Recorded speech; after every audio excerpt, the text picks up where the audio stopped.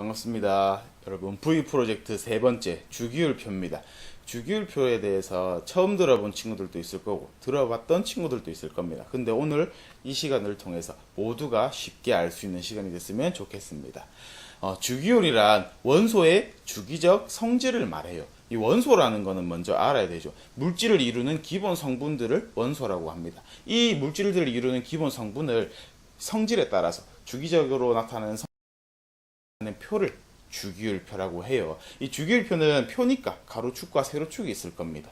가로줄은 주기라고 합니다. 주기. 그 다음에 세로줄은 조기라고 불러요.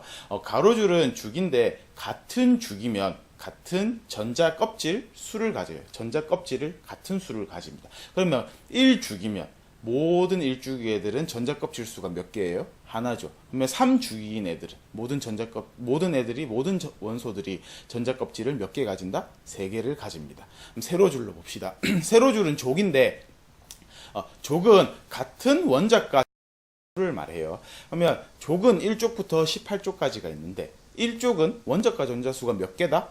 1개다. 그럼 18족은 원자과 전자 수가 몇 개다? 18개다 라고 나타나는 겁니다. 요거에 따라서 나타나는 표를 다시 한번 봅시다.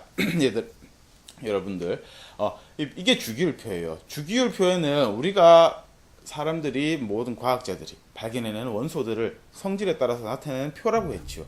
원래는 118개로서 엄청 많은 원소들을 가지고 하는데 우리가 지금 알아야 될 내용들은 22개네요. 요것만 기본적으로 알고 나중에 여러분들이 조금 더 전공을 살려서 가게 된다면 여러 가지를 더 알면 됩니다. 우리가 오늘 해야 될 내용은 요것만 있으면 됩니다. 이게 주기율표예요. 다시 여러분들 봅시다. 위에 줄, 위에, 밑에 가로줄과 세로 잘 볼 수 있죠. 가로는 주기, 세로는 족입니다. 족과 주기 다시 한번 더 확인해 봅시다. 주기는 뭐였죠? 주기는 전자 껍질 수, 세로, 족은 원자과 전자 수. 그러면 여러분들 한 번만 대표적인 걸 봅시다. 1족 1주기. 전자 껍질 수 몇 개? 1개. 최외각 전자 수 몇 개? 1개. 너무너무 쉽죠. 요 표를 외우기만 한다면 세상에 있는 화학 물질에 대해서 많이 알 수가 있을 겁니다. 그 다음에 이 주기율표를 간단하게 여러분 외우고 나면은 특징에 대해서 다시 하면 됩니다. 주기율표는 이제 이렇게 보시다시피 13족에 있는 알루미늄을 기준으로 왼쪽과 오른쪽으로 나눌 수가 있어요. 주기율표의 왼쪽에 해당하는 애들은 대부분 금속 원소예요. 그 다음에 오른쪽에 나머지 애들은 전부 다 비금속 원소입니다. 비금속 원소. 근데 여기 옆에 1족 1주기 보면은 조금 다른 게 있죠. 수소, H. 얘네들은 금속에 위치하고 있지만 예외적으로 비금속 원소입니다. 요것만 알고 다시 넘어갑시다. 이 금속 원소들 중에서 1족에 해당하는 애들, 리튬, 나트륨, 칼륨, 얘네들은 우리가 알칼리 금속이라고 불러요. 알칼리 금속은 금속들 중에서 반응성이 가장 커요.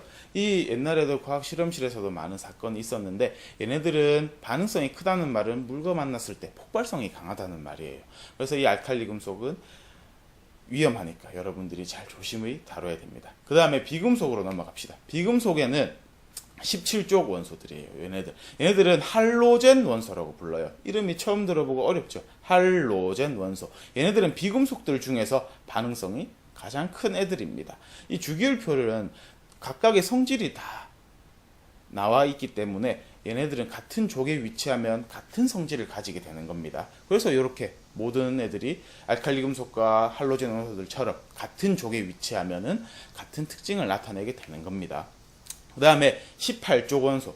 얘네들은 비활성 기체라고 불러요. 18족 원소, 비활성 기체. 얘네들은 비활성이라는 말이 있으니까 반응성이 클까요? 안 클까요? 안 크죠. 얘네들은 반응성이 없어서 안정하고 1원자 분자로 존재하게 됩니다. 그 다음에 요 금속 원소의 특징이에요. 금속 원소는 플러스 이온이 되려는 경향이 커요. 요게 무슨 말이냐면 플러스 이온이 된다는 말은 마이너스 전자를 잃어버린다는 말입니다. 그래서 최외각 전자가 원자과 전자 수가 하나이기 때문에 전자를 자꾸 잃어버려요. 그래서 플러스가 되고 열과 전기 전도성이 크고 금속이니까 그 다음에 고체 상태로 존재합니다. 근데 예외적으로 수은 Hg, 수은 액체 상태로 존재해요. 상온에서. 그 다음에 비금속 원소. 비금속 원소는 금속 원소와 반대로 마이너스 이온이 되려는 경향이 커요. 이 말은 전자를 얻어 오려는 경향이 있다는 말이에요. 그 다음에 열과 전기 전도성이 작아요. 비금속이니까. 그 다음에 고체와 기시 상태로 대부분 존재하고 브로민은 액체 상태로 존재합니다.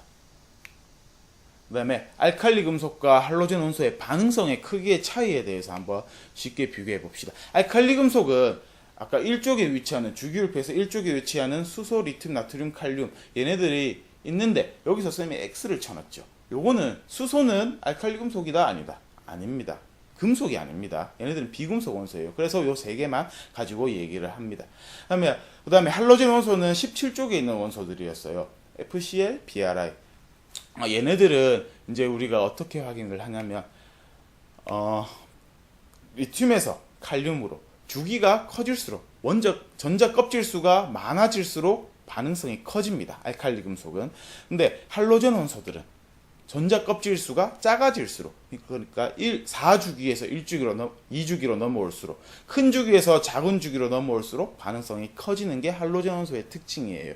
요게 방금 선생님이 적어 놓은 내용입니다. 요거를 다시 한 번 더 확인하고 여러분들이 이번 시간에 이 주기율표에 대해서 확실하게 알 수 있었으면 좋겠습니다. 주기율표에서 왼쪽은 금속 원소, 오른쪽은 비금속 원소. 그 중에서 1주기에 해당하는 수소, 얘네들은 예외적으로 비금속 원소. 맞죠? 그 다음에 1쪽 원소들 중에서, 금속 원소들 중에서 1쪽에 해당하는 애들, 얘네들은 알칼리 금속. 비금속 원소들 중에서 17쪽에 위치하는 애들, 할로젠 원소. 그 다음에 18쪽에 있는 애들은 비활성 기체.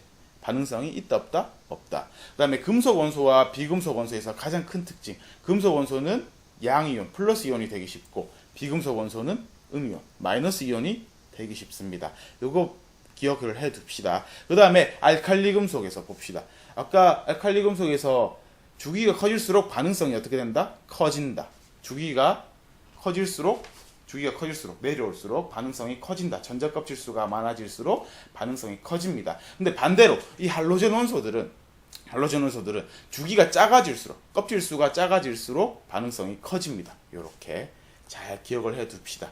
알겠죠, 여러분? 요거는 화학의 가장 기본이 되는 주기율표예요. 요거의 각각의 특징을 참 잘 알았으면은 여러분들이 모든 화합물을 생성하고 화학 분자식을 구하고 하는데 너무너무 쉽게 이용이 되니까 여러분들 꼭 기억할 수 있도록 합니다.